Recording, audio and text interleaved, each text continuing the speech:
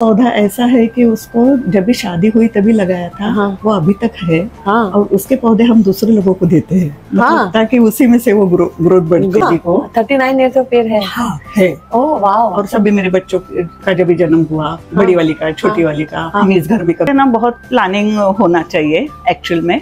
जब भी हम अपना थाली परोसते हैं तो उसमें देखना चाहिए कि उसमें क्या क्या है, क्या क्या है। हाँ, और उसमें प्रोटीन्स कितना है, हमने सलाद लिया है क्या, अच्छा। सब्जी कौन सा है। और हमें तो हमारा एक 10-11 लोगों का ग्रुप है और ये है हमारा वाचन कट्टा। वाचन कट्टा, ये वाचन कट्टा क्या वाचन होता है? कट्टा मतलब रीडिंग क्लब। रीडिंग क्लब जो कहते हैं ना, हमारी अपनी महत्वाकांक्षाएं जो होती है उनके बारे में नहीं बात करी। तो आप सोचो कि एक होम मेकर कितने सेल्फलेसली अपनी लाइफ को मतलब खुशी खुशी प्राउडली बात भी करती हैं और डेडिकेट भी करती हैं वर्किंग। और जो घर बाई के मोड में चल रहा है वो हम नहीं ध्यान दे रहे। तो आज मैं आंटी से हम लोग हेल्प लेने वाले हैं कि वो कैसे हमें मतलब अपना तो लाइफ इन्होंने बहुत अच्छे से प्लान करके जिया है, अब ये हमें क्या सजेस्ट कर दे कि हम कैसे अपने लाइफ को बेटर बना सकते हैं।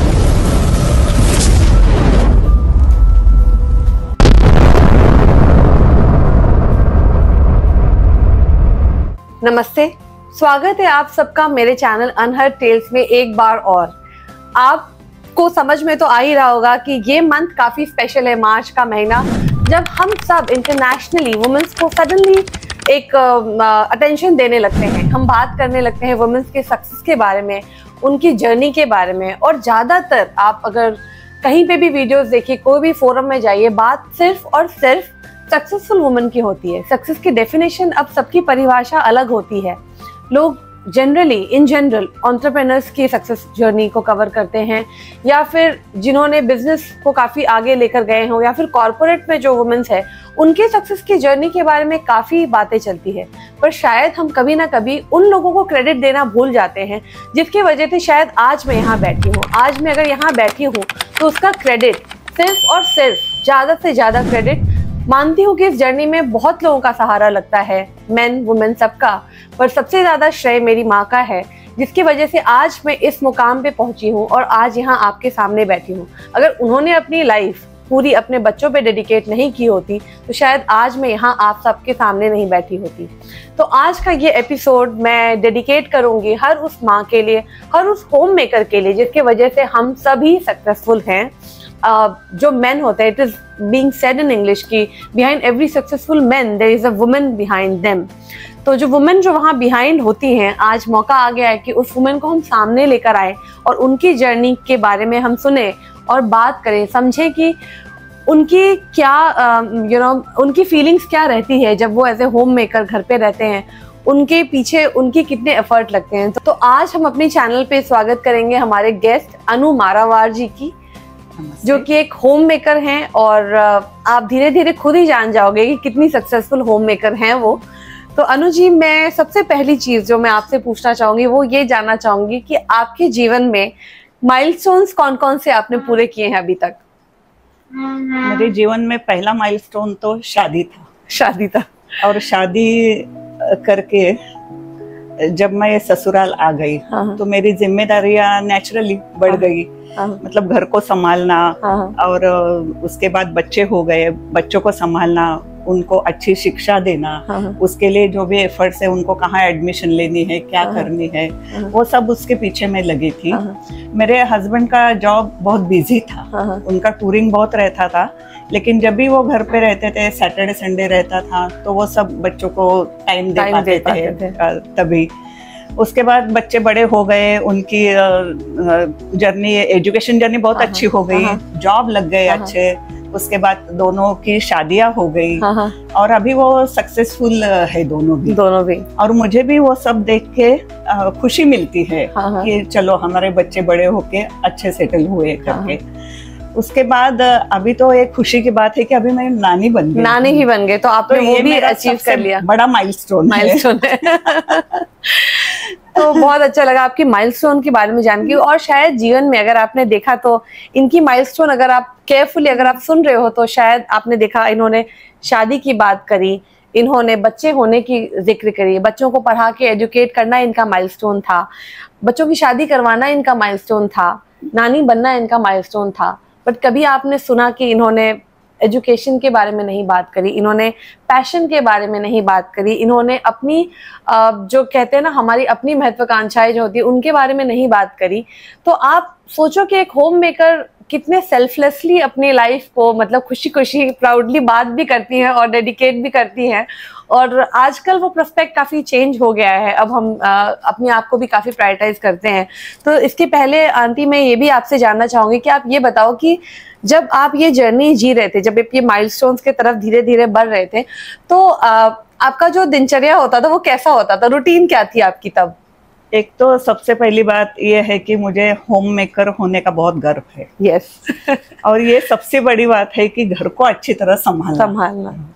तो उस जमाने में खुद की तरफ ध्यान देने के लिए ज्यादा टाइम नहीं था। क्योंकि फैमिली ही सबसे बड़ा अचीवमेंट थी हमारे लिए। हाँ। कि नहीं, पहले फैमिली को ही देखना है, फैमिली को ही देखना है। हाँ। तो तभी मैं बच्चों के डब्बे बनाना, हस्बैंड का डब्बा बनाना, तो इसके लिए मैं 5-5 बजे उठती थी। 5-5 यस। और 6:45 बजे मेरी दोनों बेटियां निकलती थी। हस्बैंड 8:30 बजे निकलते थे। तो उनको भी नाश्ता टिफिन सब दे के मैं उनको वो लोग जाने के बाद फिर मैं बाकी के सब घर के काम करके फिर दोपहर को नहीं सॉरी उसमें मैं 11 बजे एक्सरसाइज करने जाती थी तभी। लेकिन बहुत भागदौड़ होती थी, घर का सब करो उसके बाद एक्सरसाइज करो। लेकिन ये मुझे मेरे हस्बैंड ने आदत डाल दी कि तू अगर घर का काम सोच के अगर कुछ नहीं कर पाओगे एक्सरसाइज तो ये बात बराबर नहीं है। तो तभी मेरे दिमाग में आया कि नहीं, सच में अगर हम लोग खुद फिट है तो अपनी फैमिली फिट है। तो तभी मैं 11 बजे एक्सरसाइज जाके 12:30 घर आती थी। फिर घर का सब निपटा के मेरे बच्चे 3 बजे आते थे। तो रोज कुछ ना कुछ तो भी मैं खाने के लिए बनाती थी। तो उनको ये था कि आज मम्मी क्या बनाएगी तो वो बहुत मजा आता था। फिर उनका खाना वाना होता था, फिर वो खेलने के लिए जाते थे। मेरे बच्चों को ट्यूशंस नहीं था। अच्छा। वो खुद ही पढ़ाई करते थे। और जो भी कोई डिफिकल्टी आती थी वो मेरे हस्बैंड उनको सिखाते थे। और खाली मराठी और हिंदी में उनको सिखाते थे और बाकी हस्बैंड पढ़ाते थे।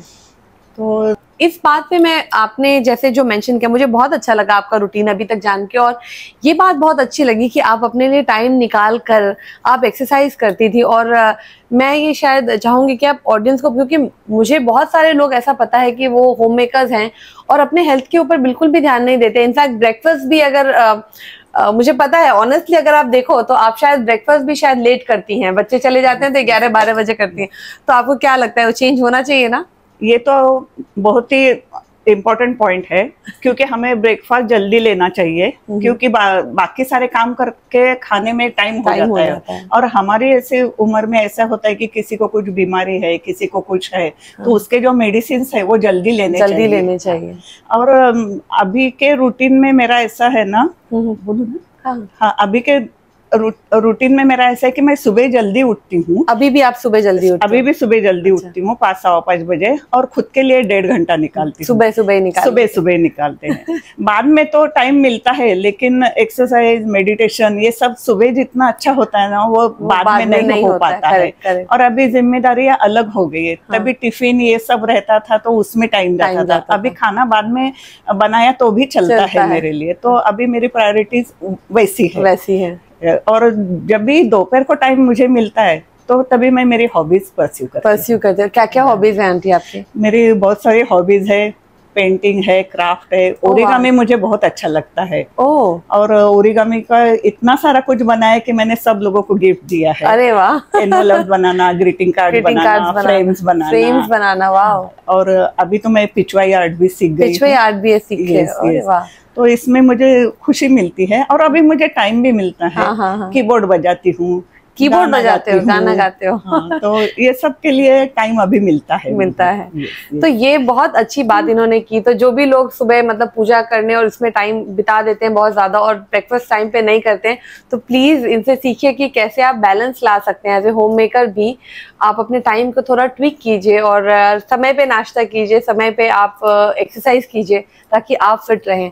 और दूसरी चीज जो मैंने अभी मतलब शूटिंग के दौरान मुझे पता चला कि आप काफी बैलेंस रखते हैं डाइट में, राइट? प्रोटीन और ये सब चीजें कैलकुलेट करके खाते हैं। तो कितनी मतलब कैसे करते हैं आप इतनी प्लानिंग आंटी? इसके लिए ना बहुत प्लानिंग होना चाहिए एक्चुअल में। जब भी हम अपना थाली परोसते हैं तो उसमें देखना चाहिए कि उसमें क्या क्या है, क्या क्या है। हाँ, और उसमें प्रोटीन्स कितना है, हमने सलाद लिया है क्या, अच्छा। सब्जी कौन सा है। और हमें तो मालूम है सब स्प्राउट्स में प्रोटीन्स रहते हैं, दाल में प्रोटीन्स रहते हैं, कर्ड में रहता है। एक मैं इसमें टिप देना चाहती हूँ, अगर स्प्राउट्स का नहीं हो पाया अपना, तो पहले आप देख लीजिए, तो एक कटोरी दही लाके हम खा लेना चाहिए। तभी एक कटोरी दही खा लेना चाहिए। स्प्राउट्स नहीं है, स्प्राउट्स नहीं है तो हाँ। अच्छा। लेकिन अगर प्लान करेंगे तो वो हो जाता है पहले से ही कि हफ्ते में 3 दिन वो स्प्राउट्स खाना ही है हमें। और वेजिटेबल्स तो अपनी रहती है। और मैं ऐसे विश्वास रखती हूँ कि हमारा जो महाराष्ट्रियन मील है वो पूरक आहार है, पूर्ण आहार है। जैसे क्या क्या उसमें बेसिकली होते हैं? उसमें चटनी, अचार, सलाद को हम लोग कोशिम्बीर बोलते हैं ना, सब्जी, दाल, राइस और चावल। तो ये पूरक आहार होता है। उसके बाद छाछ तो हमारे यहाँ हमेशा रहता ही है। कभी भी कुछ हो तो छाछ रहता ही है। तो ये पूरक मील लेने से ना हमें कोई भी डिफिशियंसी नहीं आती है। तो इसको ये बहुत अच्छी पॉइंट आंटी ने रेज की, क्योंकि अभी हम जिस मोड में चल रहे हैं, जो वर्किंग ग्रुप ऑफ वुमेन्स है, हमारा तो ऐसा चलता है मेड के भरोसे ही लाइफ चल रही है, बाकी स्विगी और वो काम कर देता है। तो हमारे लिए ऐसा होता है कि मील मिल रही है वही बहुत है। तो हम शायद ही उस पर ध्यान देते हैं कि हमारे प्लेट में जो हमारा कंपोनेंट है डाइट का वो कितना हो पा रहा है। आई एम नॉट सेइंग कि सब लोग ऐसे हैं, और आई नो बहुत सारे लोग काफी कॉन्शियस है, काफी कॉन्शियसली उसको मेंटेन करते हैं, but most of the womens वो वर्किंग और जो घर बाई के मोड में चल रहा है वो हम नहीं ध्यान दे रहे। तो आज मैं आंटी से हम लोग हेल्प लेने वाले हैं कि वो कैसे हमें, मतलब अपना तो लाइफ इन्होंने बहुत अच्छे से प्लान करके जिया है, अब ये हमें क्या सजेस्ट कर दे कि हम कैसे अपने लाइफ को बेटर बना सकते हैं। अगर मैं वो वर्किंग हूँ तो आप मुझे क्या रिकमेंड करोगे, मैं कैसे ये रूटीन में लाऊं? दिव्या, मैं आपको सजेस्ट करती हूँ, क्योंकि आप भी कुछ खुद अच्छा खाना पकाती हो और हेल्थ कॉन्शियस हो, लेकिन आपका प्रॉब्लम ये है कि जॉब की वजह से आप नहीं कर पा रहे। तो ऐसी बहुत सारे लेडीज है कि जो जॉब की वजह से बोल रही कि हमसे नहीं होता है। तो मेरा एक सजेशन ऐसा है कि संडे को अगर आप प्लान करें और टाइम टेबल बनाएं कि मंडे टू फ्राइडे क्या खाना है और क्या पकाना है, और अगर अपने मेड को आप लिख के दे देंगे, आपके फ्रिज के ऊपर अपना टाइम टेबल रखेंगे तो उस हिसाब से खाना बनेगा और आप हेल्दी खा पाओगे। और ये पॉसिबल है। पहले हमें लगता है कि नहीं ये पॉसिबल नहीं है, लेकिन करने के बाद हमें आदत हो जाती है कि हम ऐसा कर सकते हैं करके। अच्छा, तो ग्रोसरीज आई थिंक हम लोग सब मेंटेन करते हैं कि ग्रोसरीज हम लोग सब ले आते हैं कि इन्वेंट्री में क्या है नहीं है, वो तो चेकलिस्ट कर लेते हैं। पर ये जो आपने खाने का बोला ना कि हर दिन ये भी चेक करना है कि हम कितना प्रोटीन खा रहे हैं, क्या खा रहे हैं, क्या कंपोनेंट को कर रहे हैं, ये प्लानिंग इन्होंने बहुत अच्छी बोली। आई अग्री कि बहुत सारे लोग, हम लोग डिसाइड तो ऑब्वियसली ऑफिस जाते भी हैं तो करके जाते हैं क्या बनाना है, सब्जियां बाहर जैसे मैं भी निकाल के जाती हूँ कि ये तुम्हें बनाना है। बट हम लोग सब, जो आंटी ने कहा फ्रिज में स्टिकी नोट लगाने वाली बात, तो काफी सारे लोग, इनफैक्ट मैं कहूंगी working women as a we also like put sticky notes हम लगा देते हैं, क्या बनाना है, सब्जियां भी शायद निकाल के रख देते हैं बाइक के लिए, पर शायद हम कॉन्शियसली ये नहीं सोच रहे हैं कि क्या न्यूट्रिशन मिस हो रहा है हमारे खाने में, हमारे बच्चों के खाने में। हम काफी आजकल सब वुमेन कह रहे हैं ना बैलेंस चल रहे हैं, लेकिन we are making a complete balance of our work life balance. मतलब हम कोशिश कर रहे हैं कि हम करें, जॉब करते हैं, फैमिली को भी देखते हैं, इन लॉज को भी देखते हैं, सब देख रहे हैं, पर सही मायने में जो देखने की जरूरत है, जो हम कॉम्प्रोमाइज कर रहे हैं मुझे लग रहा है वो है हेल्थ के साथ बहुत ज्यादा कॉम्प्रोमाइज हो रहा है। हम शायद वो हेल्दी खाना, डाइट जो है वो कहीं ना कहीं कॉम्प्रोमाइज हो रही है, बहुत लेवल में कॉम्प्रोमाइज हो रही है। आजकल छोटे छोटे बच्चों को डायबिटीज हो जा रही है, ओबेसिटी हो रही है। तो सबसे पहले तो आंटी से जानते हैं कि ये खाने का क्या रूटीन है और क्या डाइट ये फॉलो करती हैं, तो शायद उससे हमें थोड़ा गाइडेंस मिले कि हम क्या अपने डाइट में चेंज ला सकते हैं। तो aunty, can you just tell us about your entire plan of diet? एक तो सुबह उठने के बाद हम लोग आंवला जूस, एलोवेरा जूस, हल्दी, नींबू और तुलसी ये सब मिला के वार्म वाटर में फुल ग्लास पीते हैं हस्बैंड और वाइफ दोनों। अच्छा, हाँ।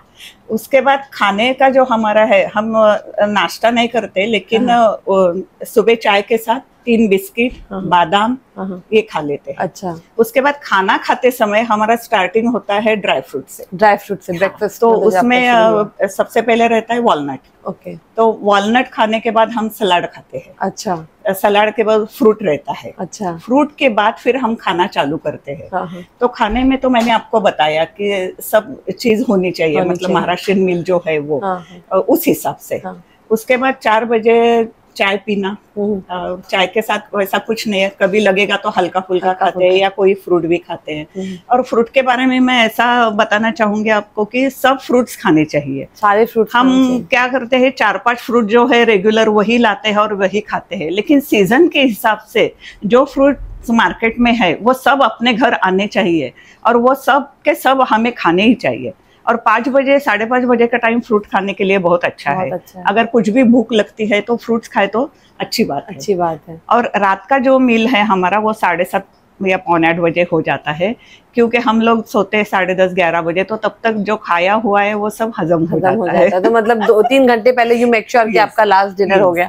तो ये बहुत ही इंपॉर्टेंट बात आंटी ने बोली, और आजकल काफी मतलब चर्चा में है, हर लोग कह रहे हैं that you should finish your last meal before 7 PM। 7 PM तो पॉसिबल बहुत सारे लोगों के लिए नहीं होता है, क्योंकि हम जैसे ऑफिस से ही 6-6:30 आते हैं, बहुत सारे लोग 6:30 तक आते भी नहीं है, बट एटलीस्ट कोशिश कीजिए जितना अर्ली हो सके, मतलब 8 PM के तो पहले हमें अपना डिनर जो है वो कंप्लीट कर लेना चाहिए। तो ये बहुत अच्छी बात आंटी आपने बोली। अब मैं ये बात करना चाहूंगी कि जैसे काफी सारे लोग जैसे बाहर से हम लोग स्विगी कर देते हैं, या फिर कोई आने वाला है तुरंत स्विगी कर दिया, तुरंत जोमेटो कर दिया, तुरंत इनफैक्ट शेफ को बुला के खाना बना लिया। तो आप क्योंकि मुझे पता चला आप काफी मतलब होस्टिंग करते हैं, काफी कितने सारे लोग मैक्सिमम आपने अभी तक खिलाए? अभी तो हजारों लोग खा के गए होंगे। हजारों लोग खा के गए होंगे। तो एक साथ आप कितने लोगों का खाना बना लेते हैं? लेकिन 20-25 लोगों का खाना तो एक साथ आराम से बना लेती हूँ, लेकिन उसके लिए बहुत प्लानिंग चाहिए। एक तो 25 लोगों का खाना जैसे मैं बनाती हूँ, इसका एक रीजन है कि मुझे खाना बनाने का शौक है। कम से कम 20 साल पहले एक मराठी शो आता था, आम्ही सारे खवैये। तो उसमें रानी गुणा जी के साथ मैंने शो में पार्टिसिपेट किया था। अरे वाह। उसके बाद 2017 में विष्णु मनोहर जी के साथ एक कंपटीशन हुई थी, तो उसमें मुझे मास्टर शेफ का अवार्ड मिला था। Oh my God. और अभी 2 साल पहले लोक सत्ता अन्न है पूर्ण ब्रह्म, यह कंपटीशन थी, तो उसमें भी मुझे प्राइज मिला था। और उसमें जज किया था वरुण इनामदार और निवेदिता सराफ ने। अच्छा। तो ऐसा मुझे अच्छा लगता है कंपटीशन में पार्ट लेना, और वहां जाते हैं तो बहुत कुछ सीखने को मिलता है। अलग अलग डिशेज जो लोग बना के लाते हैं, तो किसके दिमाग से क्या निकलता है, क्या है, तो ये उससे मैं सीख जाती हूँ और भी। अरे वाह। ये तो बिल्कुल ही अननोन फैक्ट था मेरे लिए। Wow, thank you.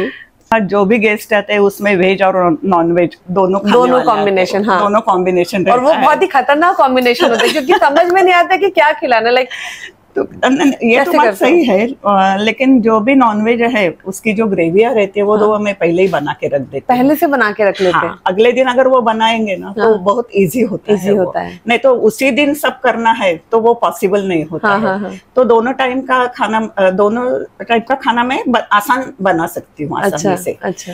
तो इसके लिए वो तैयारी करनी ही पड़ती है। अच्छा, तो एक दिन पहले से आप एक दिन पहले से तैयारी। और हमारे यहाँ ऐसा है कि प्लानिंग बहुत है। तो मतलब पहले कितने गेस्ट आ रहे हैं, उसके बाद क्या मेनू बनाना है, ये सब राइटिंग में रहता है। राइटिंग में रहता है। उसके बाद उसके लिए क्या ग्रोसरी चाहिए, उसमें से कौन सी ग्रोसरी घर में है, कौन सी लानी है, ये सब राइटिंग में रहता है। और उसके बाद घर को सजाना, प्लांट्स को देखना, ये सब भी रहता है। रंगोलियां निकालना। रंगोली भी निकालते हैं आप लोग? रंगोली भी निकालते हैं। गेट टुगेदर है तो अपने पास रंगोली है ही, मतलब अच्छा लगता है ना। तो भी कोई आता है तो स्वागत हो जाता है उसका दरवाजे पे ही। तो रंगोलियां मैं निकालती हूँ।